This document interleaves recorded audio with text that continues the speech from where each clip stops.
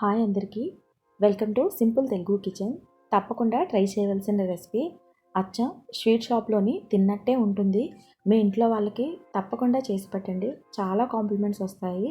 దీనిని ఆకు పకోడీ లేదా దూపుడు పకోడీ అని అంటారు. ఈ రెసిపీ పక్కా కొలతలతో ఎలా చేయాలో చూపిస్తాను. 3 కప్పుల శనగపిండిని చల్లించి తీసుకోవాలి. ఇందులోనే 3 కప్పుల చల్లించుకున్న బియ్యం పిండిని కూడా వేసుకోవాలి. శనగపిండి బియ్యం పిండి సమానంగా తీసుకుంటేనే క్రిస్పీగా ఉంటాయి.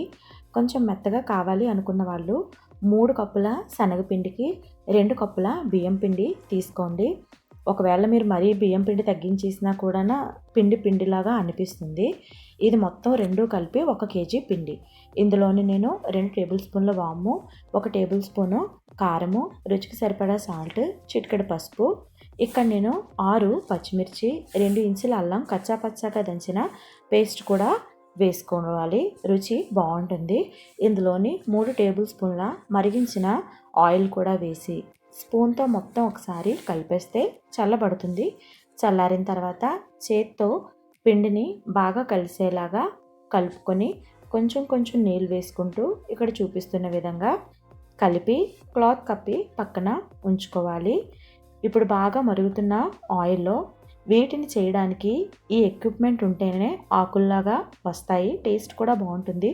ఒకవేళ ఇది మీ దగ్గర లేకపోతే రిబ్బన్ పకోడీలు వేసే జంతికల గొట్టం ఉన్న వాటితో వేసుకోవచ్చు.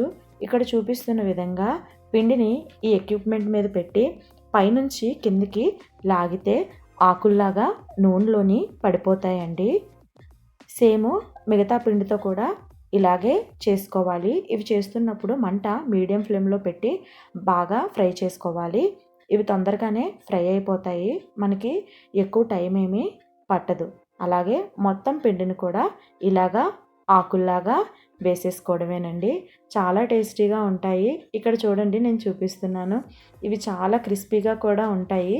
తప్పకుండా మీరు ట్రై చేయండి. మీరు ట్రై చేసి తిన్న తర్వాత మీరే చెప్తారు ఇవి అంత టేస్టీగా ఉంటాయి.